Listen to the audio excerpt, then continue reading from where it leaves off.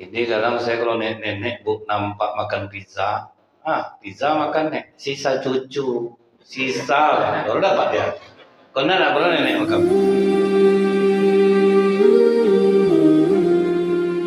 Di dalam hadis Rasulullah mengatakan inna iblisa yad'u arsyahu 'alal ma'.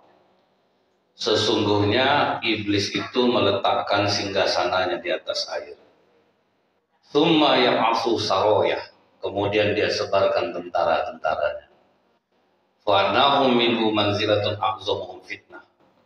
Iblis, tentaranya yang paling hebat adalah yang paling besar menimbulkan efek fitnah. Jadi tiap hari rupanya iblis ini melapor, Pak. Melaporlah tentara iblis yang pertama. Wahai Tuhan, aku sudah berhasil membuat anak durhaka kepada orang tua. Padahal Pak, kedurhakaan kepada orang tua ini salah satu di antara 4 orang yang tidak pernah masuk surga dan mencium baunya aja tidak dapat. Arba'atun haqqo 'ala Allahi alla yadkhilahumul jannah wa la yuziquhum na'imaha.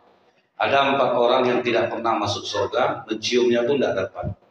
Mudmin khamrin, orang yang suka minum minuman keras. Aklu malil yatim, orang makan harta anak yatim. Aklu riba, orang makan riba. Akul walidain, durhaka kepada orang tua. Padahal tidak akan masuk surga nih Pak. Tapi apa jawaban iblis Pak? Ma sonatu syai'. Engkau belum melakukan apa-apa. Nah, kecil loh. Tidak ada artinya bagi iblis Pak. Dosa-dosa seperti itu masih kecil. Padahal Pak ya, mungkin kalau kita masih ingat, ada anak kecil yang mendaftar untuk perang Badar. Nah, namanya Mu'az bin Ammar al-Jamuh. Satu lagi Muawis bin Afra, umur 13-14 tahun. Mendaftar ikut perang, kata Rasulullah, kalian ingin mendapatkan pahala jihad fisabilillah? Ingin ya Rasulullah, berbaktilah engkau kepada kedua orang tua. Karena apalagi orang tua di masa tuanya, dia kembali seperti anak-anak. Jadi kalau sempat anaknya berbakti kepadanya, nilainya sama dengan jihad fisabilillah. Jadi kalau kita ingat lagi Pak, orang yang terkurung di dalam gua, ada 3 orang yang terkurung di dalam gua. Kemudian berteriak pun mereka tidak akan ada yang dengar. Akhirnya jalan satu-satunya adalah bertawasul. Tawasul ini menceritakan satu amal yang paling ikhlas yang pernah kita lakukan. Jadi boleh Pak pamer amal kepada Allah, tapi amal yang paling ikhlas yang pernah kita lakukan. Jadi yang pertama ini dia katakan, ya Allah, aku ini seorang pemerah susu sapi. Aku pernah berjanji kepadamu ya Allah, aku tidak akan memberikan susu perahanku kepada siapapun. Aku tidak akan menjualnya kepada siapapun sebelum kedua orang tuaku mencicipinya terlebih dahulu. Pernah suatu kali aku jauh ya Allah, sehingga aku ke rumah orang tuaku sudah tertidur. Capek aku mengetuk pintu, ternyata orang tuaku tidak bangun. Maka aku bawa susu sapi perahanku itu pulang ke rumah. Dan malam itu istri dan anak-anakku memohon kepadaku untuk memberikan air susu perahanku itu kepada mereka. Tapi karena janjiku kepadamu ya Allah, aku tidak akan memberi kepada siapapun. Aku tidak akan menjual kepada siapapun sebelum kedua orang tuaku mencicipinya. Tidak aku berikan kepada istri dan anakku ya Allah. Bila ini amal ikhlasku di sisimu, sebagai bentuk baktiku kepada orang tuaku, keluarkanlah kami dari penderitaan. Langsung bergeser batu. Jadi orang tua itu lebih harus didahulukan daripada istri dan anak. Itu kalau nenek pergi wirid bawa tas bagus Pak. Bagus tasnya. Sisa menantu Ustaz Darussa resletingnya dikasih saya. Ada Darussa resleting, baru dapat nenek nih pakai tas bagus tuh. Jadi memang kedudukan orang tua ini dalam Islam itu sangat ditinggikan, bahkan nomor 2 setelah Allah. Wa'budullaha wa la tusyriku bihi syai'an wa bil walidaini ihsana.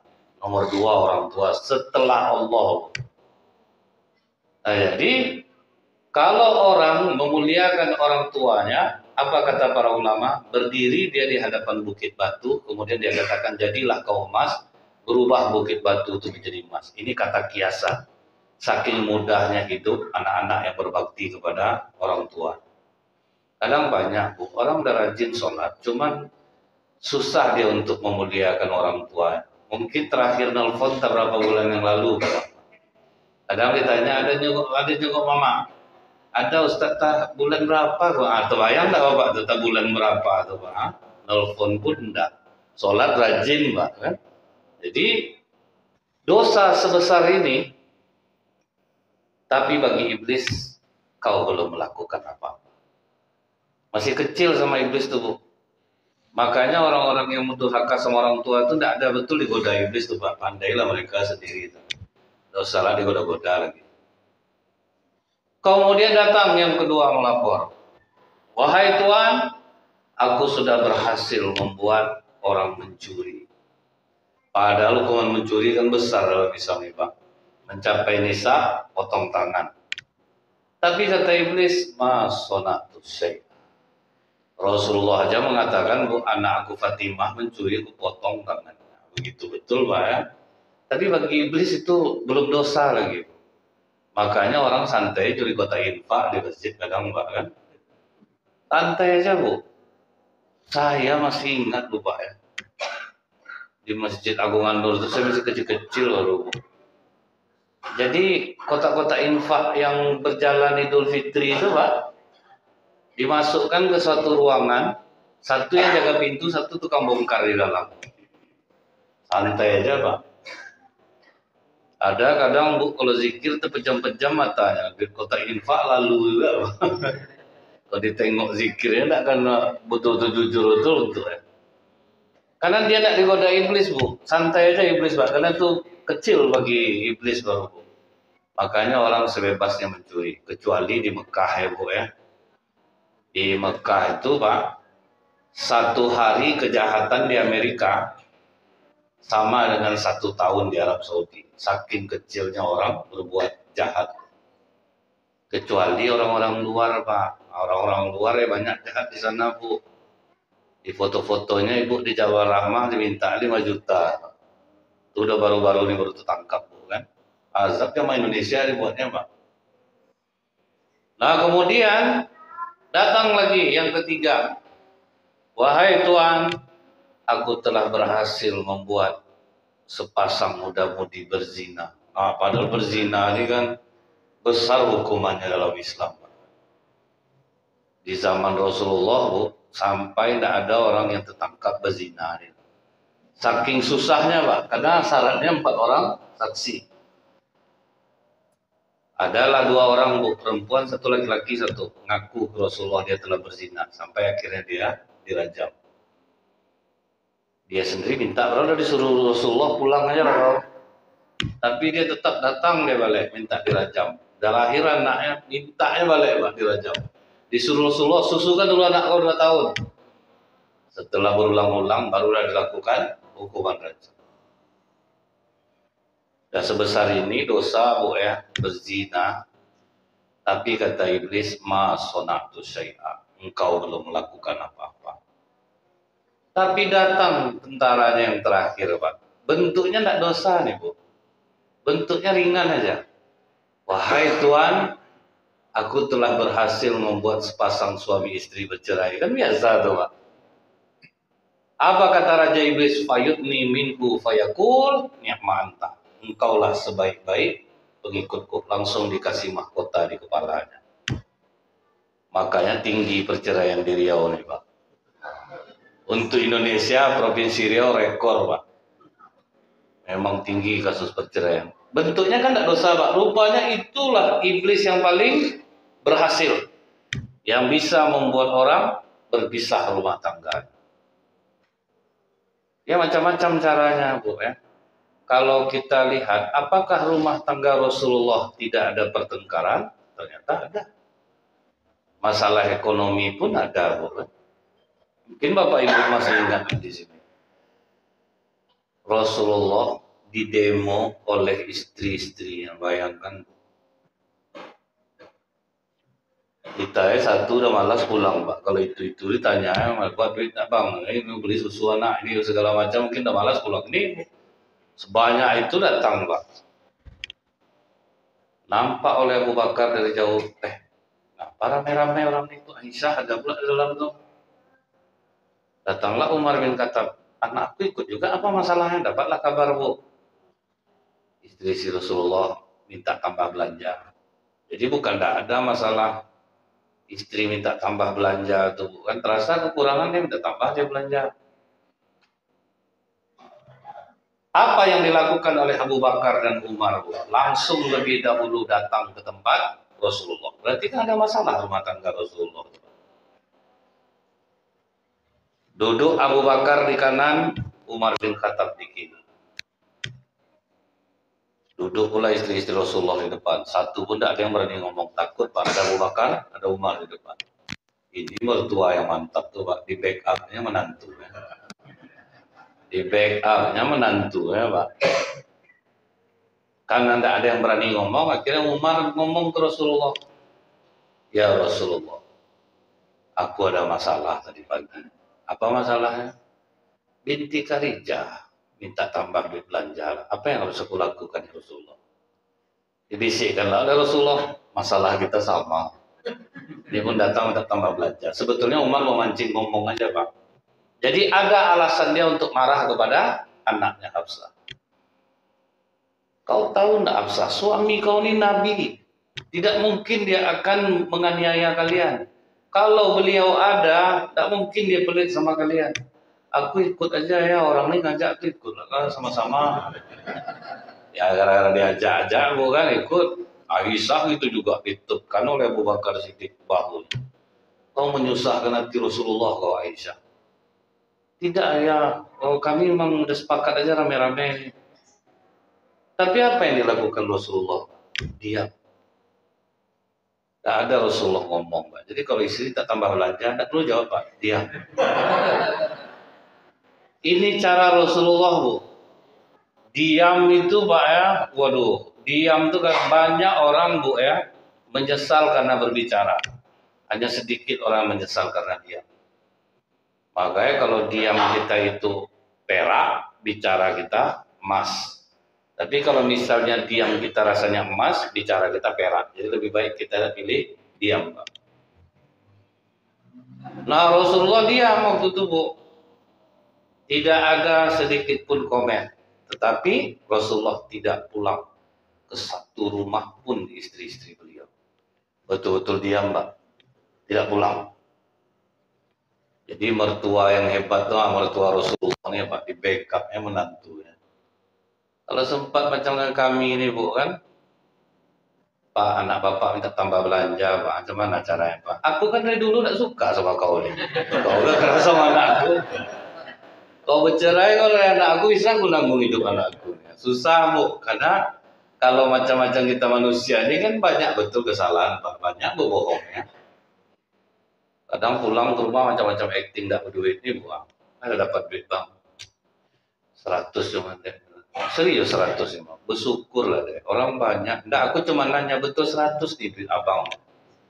Terimalah tuh. Nggak, ini sekali lagi aku tanya betul hanya 100 uang abang Bang. Astagfirullahaladzim. Nggak nyangka aku macam ini. Nggak ada uang abang selain itu. Alhamdulillah kata istri. Heran suaminya, kenapa kok alhamdulillah? Aku dapat duit 5 juta dalam sepatu di bawah belakang. Dapat sama kau. Dapat. Uang apa tuh Bang? Uang sial kata suaminya. Apa uang sial Bang? Udah sejauh tuh aku sembunyikan dapat juga. Itu maksud sial tuh. Ya kadang banyak betul loh ya yang suka berbohong sama istri masalah keuangan. Tapi ingat lagi Pak, memang betul yang seperti kita kaji waktu masalah Rasulullah itu Bu ya, uang suami ini memang 100% milik istri. Tapi tengok istrinya juga Pak. Kalau sempat istri bapak pandai, dia membagi itu di belanja bang, nih kasih mama abang, bapak abang. Tidak masalah Pak. Kalau udah sampai payah minta tuh Pak, itu tuh yang payah kita. Kalau macam itu tipe istri bapak pandai-pandai lah Pak. Pandai. Ajak anak kerja sama Pak. Kalian kalau ngasih bapak uang jangan tahu mama. Apa gitu Pak? Kalau udah sampai tangan mama minta lontong, Bapak betul-betul lontong yang dapat. Tidak pernah ada risoles, kerupuk cabai, telur, kadang orang pengen juga. Memang betul, Bu, 100% memang uang milik istri. Nah, tapi tengok juga dalam mengamalkannya. Nanti Bu. Ada orang dengar pengajian, Pak, semangat ngamalkan Pak. Saya cerita Rasulullah itu di rumah, apa yang bisa dilakukannya sendiri.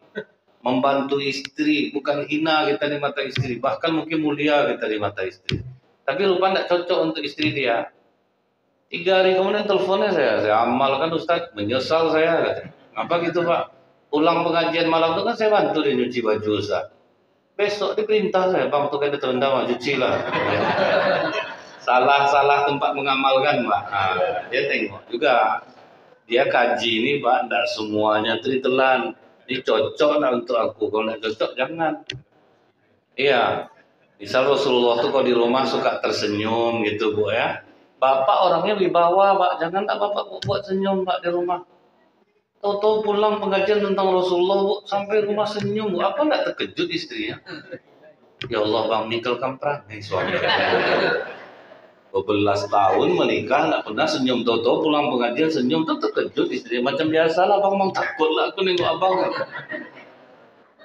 Waktu COVID oke lah cemas-cemas ini abang tersenyum nih Bang, ini yang bikin risau nih udah nggak pernah gitu bukan betul senyum. Jadi kajian itu kita ambil, oh ini cocok sama aku, bukan mencocok-cocokkan ya Pak ya, ini cocok nggak tuh aku amalkan. Nah, kalau ini pasangan aku rasanya nggak mungkin, ada jangan dulu. Nanti lah pas ada yang baru atau apa gitu Pak kan. kalau tenian.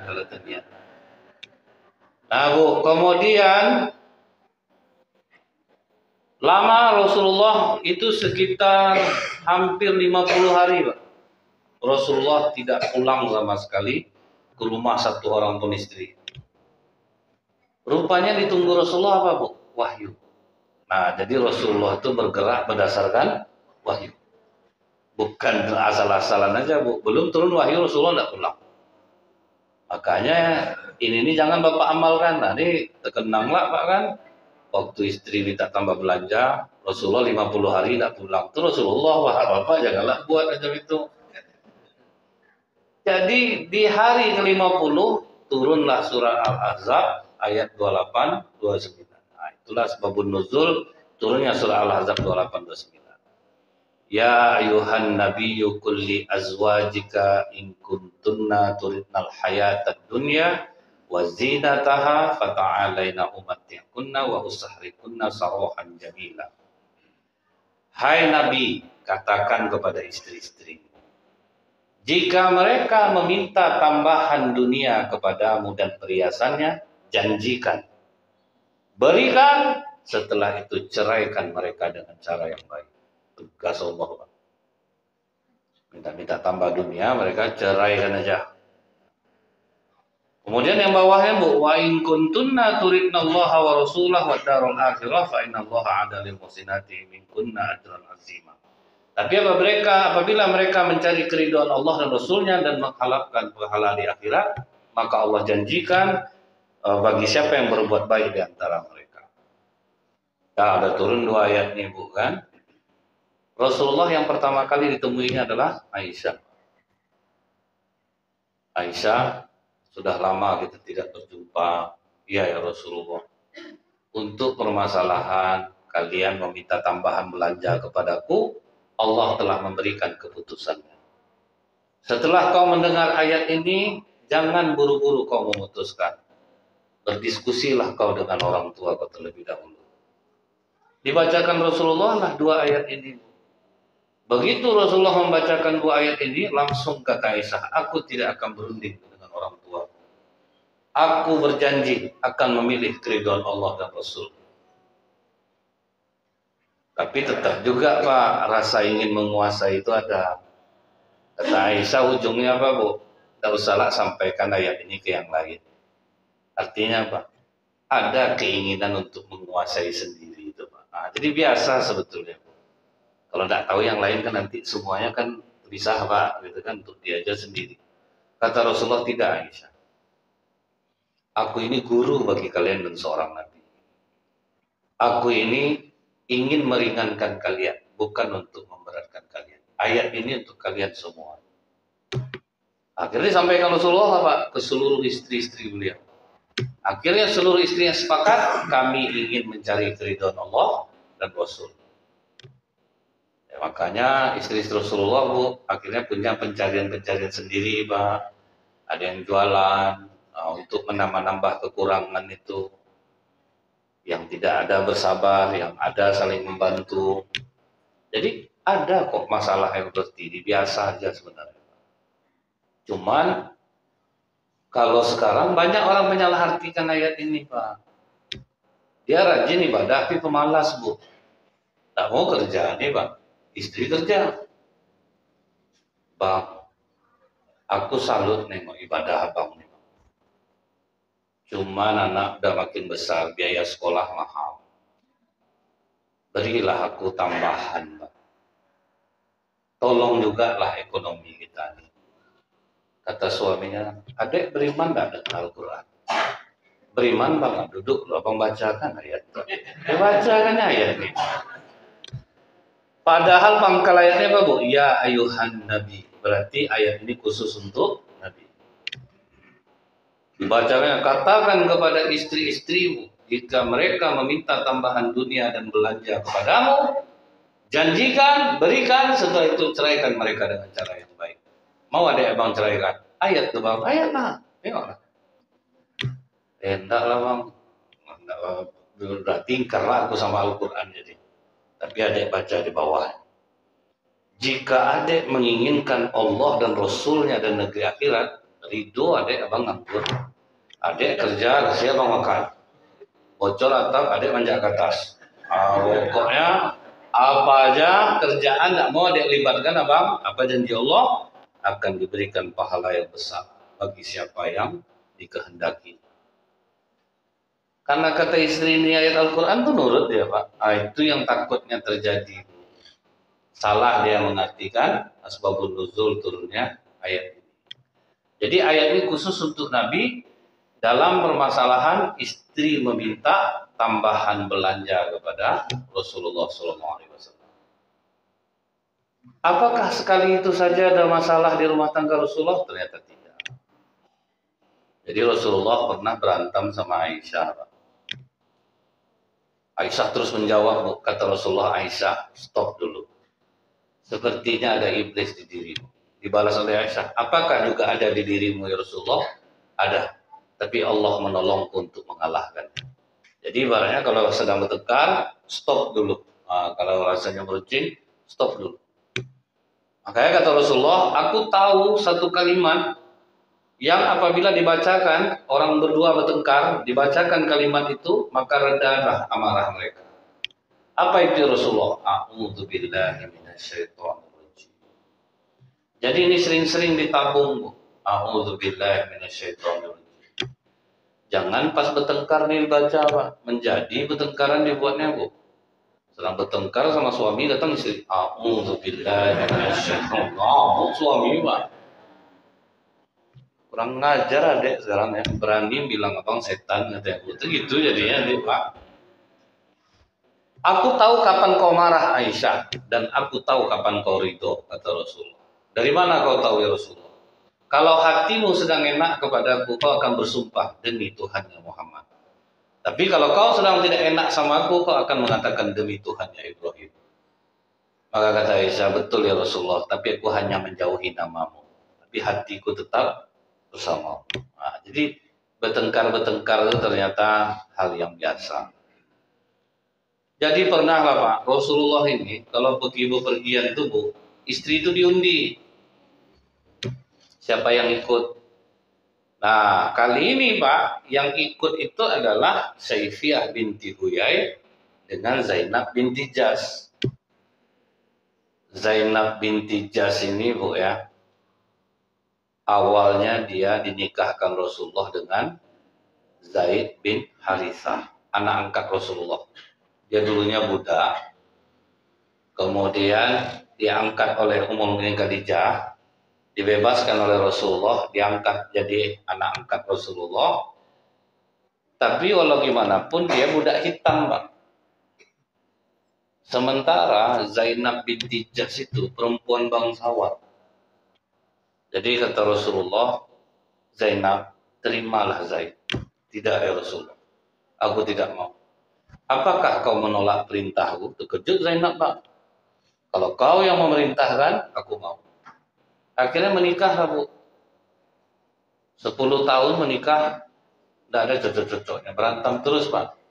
Karena Zainab merasa dirinya bangsawan, Zaid merasa dirinya budak. Jadi berkelahi terus, Bu. Makanya kata Rasulullah itu kalau menikah, menikahlah dengan yang sekufu. Karena itu bagian yang dianggap Rasulullah menjadi satu ujian bagi Rasulullah. Waktu itu menikahkan Zainab dengan Zaid. Akhirnya Zaid bercerai dengan Zainab. Kemudian Allah perintahkan Rasulullah untuk menikahi Zainab. Wah, itu tuh yang goncang Rasulullah. Apa kata orang? Nah, inilah satu-satunya pernikahan Rasulullah kalau yang bisa disembunyikan sama Rasulullah. Waktu menikahi Aisyah, Bu, tidak ada fitnah bagi orang Quraisy. Tapi begitu menikahi Zainab, Pak, baru boom.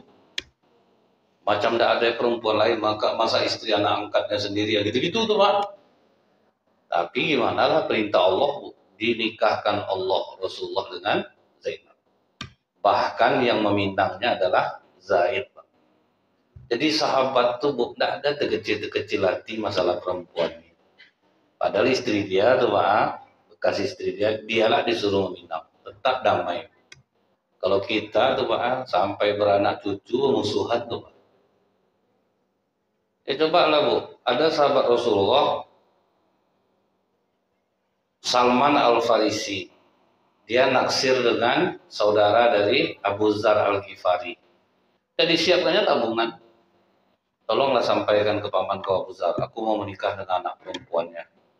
Disampaikan oleh Abu Dzar. Apa kata ibu perempuan tuh, Bu? Aku tuh lebih setuju kalau kau yang jadi menantu aku. Rupanya mak jomblang yang kena pilih, Pak. Makanya Bapak hati-hati dan tak tolong kawan, Pak. Kalau bisa yang dibawa Bapak level ketampanannya. Kalau di atas lewat, Pak. Jadi rupanya apa, Bu? Ditanya oleh ibu perempuan di Abu Dzar, apakah kau mau dengan anakku? Dijawabnya mau, Pak.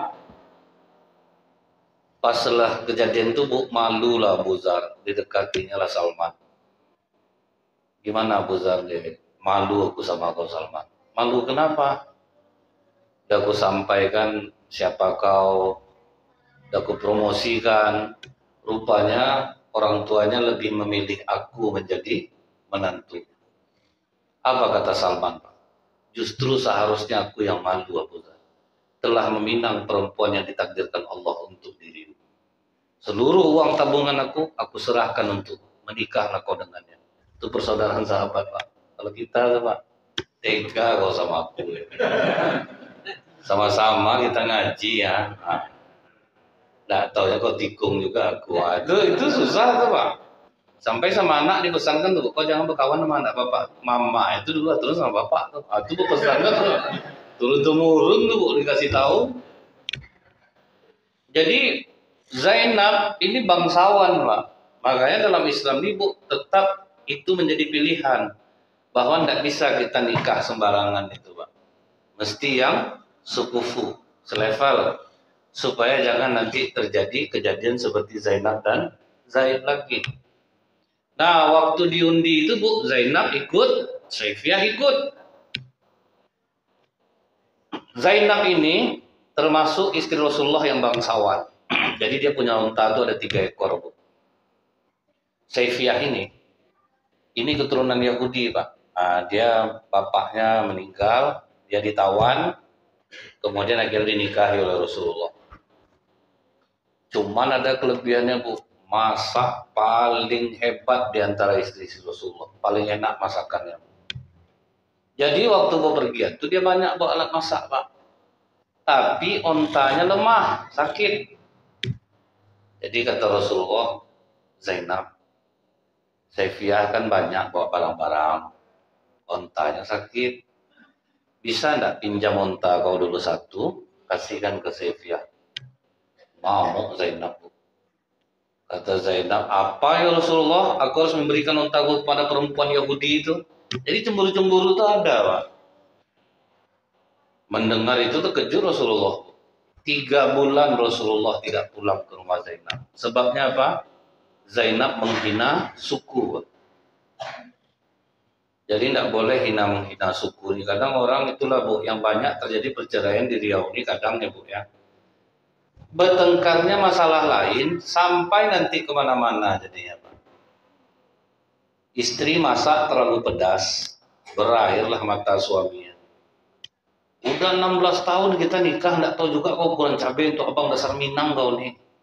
Tuh naiklah istrinya, abang jangan kau bawa suku, Bang. Beruntung abang dapat kamera Minang nih. Sebetul kami orang Minang ini larang kawin sama orang Melayu ini pemalas. Tutup mulut kau ya. Dah sampai kemana-mana. Pantas saja mama kau tuh macam itu kelakuannya, ini anaknya nih. Jangan abang hina-hina mama aku, Bang ya. Mama abang ingat abang. Ada sampai lah kok mama. Gara-gara cabe tadi, Pak. Menghina suku jadinya. Kalau udah itu tuh kan udah meruncing dia, Pak. Kalau udah sampai ke orang tua, ke suku. Maka Rasulullah marah, Bu, jangan menghina suku. Di mana-mana aja, Pak ya, masing-masing suku itu yang baik-baik juga, yang enggak juga.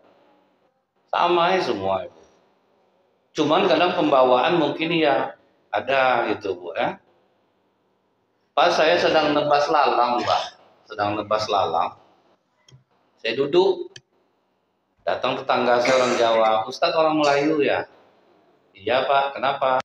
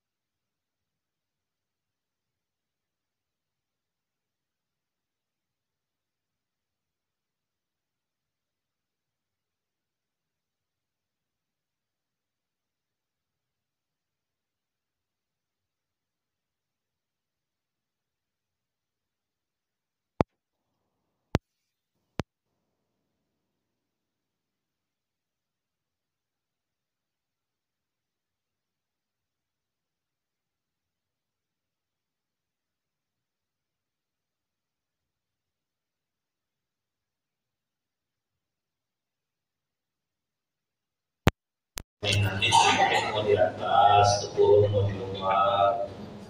Terutama kalau mana kita tuh orang Melayu azab apa nanti. Orang Melayu itu malas, coba lah tanya anak mana sih, pasti cari angin. Padahal kan itu sebetulnya pemilu, masing-masing suku tuh ada aja, Bu. Jadi itu yang dihilangkan dalam Islam. Jangan pernah memandang suku orang. Tapi Rasulullah pernah berpesan, Bu, salah satu sifat jahiliyah yang tidak akan ditinggalkan umatku adalah menikah nasab. Suka masalah nasab itu dan garis keturunan ini gitu ya, Pak ya. Nah itu, Bu, maka Rasulullah membumi hanguskan jangan sampai menghina suku orang. Terjadi lagi, Bu, pergolakan di rumah tangga Rasulullah. Waktu itu Rasulullah ada masalah sama Aisyah. Walaupun Rasulullah itu seorang Rasul, Pak, tetap dia ngadu ke Abu Bakar Siddiq, tolong selesaikan masalah kami. Tuhan, itu kerendahan hati Rasulullah. Walaupun dia seorang Rasul, macam kami Ustaz ini, kalau kami ada masalah, tentu kami carilah orang yang selesaikan. Tidak bisa itu orang Ustaz itu hebat, dia tuh sendiri selesai sama dia. Tidak apa, Rasulullah aja tidak seperti itu. Ngadu dia ke Abu Bakar Siddiq, tolong selesaikan kami. Duduklah bertiga, Bu. Kemudian kata Abu Bakar, nah siapa yang mau menyampaikan duluan? Kata Aisyah, kau ajalah duluan Rasulullah, tapi tolong sampaikan yang benar, jangan yang bohong pula. Ngamuk Abu Bakar, Bang. Berani gua bilang Rasulullah berbohong. ditampar Abu Bakar, Aisyah lari. Aisyah ke punggung Rasulullah, langsung dilarikan Aisyah ke belakang. Marah Rasulullah, aku tidak menghendaki penyelesaian seperti ini. Terkejut Abu Bakar, sendirian Abu Bakar. Rasulullah marah sama dia. Setelah itu apa kata Rasulullah?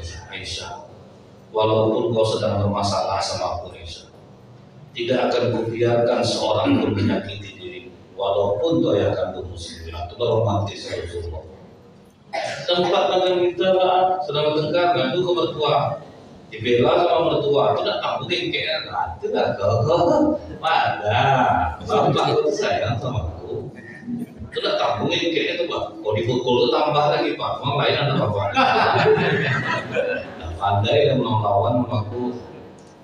Jadi Rasulullah itu dibelanya, istri itu dibela, walaupun Aisyah sedang bermasalah. Bahkan jangan ke Ummul Mukminin Aisyah yang masih hidup, Ummul Mukminin Khadijah yang sudah meninggal, Pak, tidak diizinkan Rasulullah satu orang istri pun yang mencela. Kan pernah Aisyah tersilap ngomong ketika Rasulullah bercerita, waktu aku di Gua Hira, Aisyah, aku menerima wahyu dan melihat Jibril dalam rupa asli.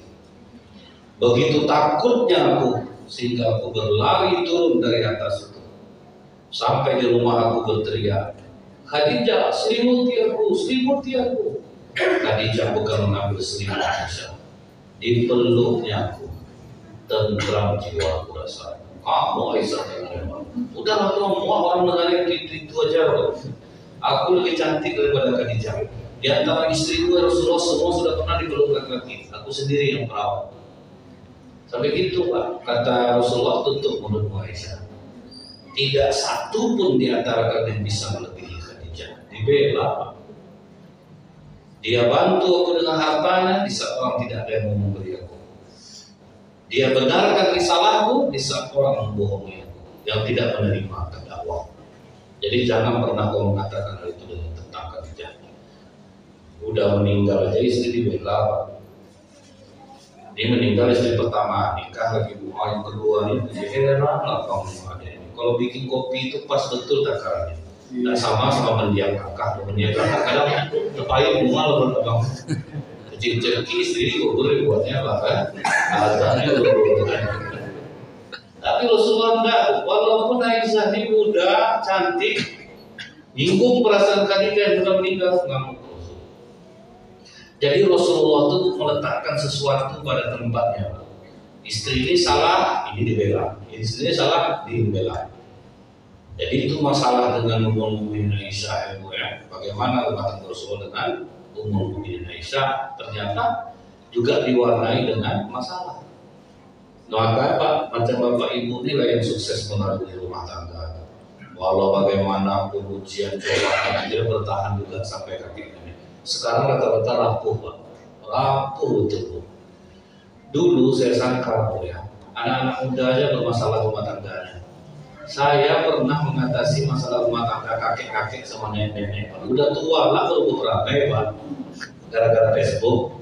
Antum nih pensiun pakai Facebook dia Bu, minta buatkan ke anaknya. Melang buana dia Pak di Facebook. Mulai lagi cat dalam mulutnya udah sesak jantung istrinya.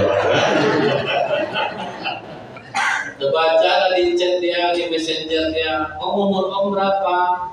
60, Masya Allah om, masih tampan juga om lagi. Itu tidak diajunya istrinya lagi Pak. Itulah awal masalah itu. Jadi ternyata sekarang ini mulai rawan semua nih Pak. Cuman yang sekarang ini betul-betul rapuh. Kalau macam saya menyampaikan ke bapak ibu ini sudah disampaikan kepada anak cucu yang menantu. Kalau untuk bapak ibu apalah guna? Tidak ada guna. Sudah melewati semua Pak. Nah jadi Bu ya, Rasulullah ini pernah ketika berada di rumah Ummul Mukminin Aisyah, datang pembantu Saifiah ngantar lauk Pak. Rasulullah sedang duduk sama sahabat, datang ngantar lauk Pak. Langsung keluar Aisyah, dihantamnya piring itu, pecah. Apa kata Rasulullah kepada para sahabat? Santai aja, ibu kalian sedang cemburu. Sempat kita berdoa, tahu tak ada ustaz ini deh, malu orang dengan orang. dan kali-kali jadi atau gitu dia jam-jam bukan. Tapi dengan Rasulullah seperti itu rasanya sangat tidak patut kalau para suami sok-sok menjaga hal-hal seperti ini, Bu ya. Jadi inilah mungkin bagaimana bahayanya sekarang ini godaan iblis menghancurkan rumah tangga orang sehingga mudah betul orang sekarang untuk berpisah. Mudah-mudahan Bapak Ibu bisa menyampaikan kepada anak cucu dan menantu supaya mereka kuat dengan rumah tangga.